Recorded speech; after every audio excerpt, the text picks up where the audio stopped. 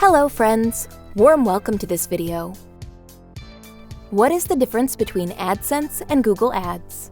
Are you trying to figure out the best way to make money from your website or grow your business online?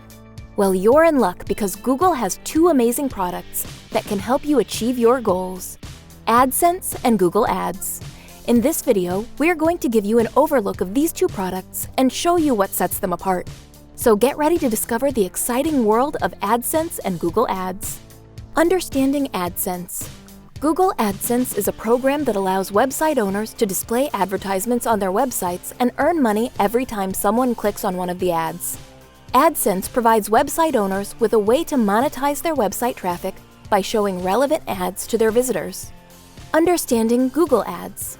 Google Ads, previously known as Google Adwords, is a platform that allows businesses to create and display ads on Google search results pages, as well as on websites and apps that participate in the Google Ads network. With Google Ads, businesses can reach a large audience by targeting specific keywords, locations, and interests. Key differences. While both AdSense and Google Ads are products offered by Google, there are several key differences between the two. AdSense is designed for website owners who want to monetize their website traffic, while Google Ads is designed for businesses who want to advertise their products or services. AdSense provides a passive income for website owners, while Google Ads is an active advertising platform for businesses.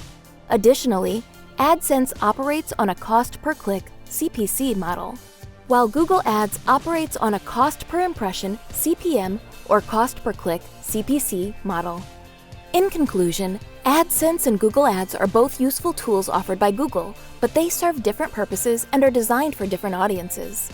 By understanding the differences between these two products, you can choose the right one for your needs. Please do not forget to like this video. Make sure to subscribe to this channel for more upcoming tech support videos. Thank you for watching this video.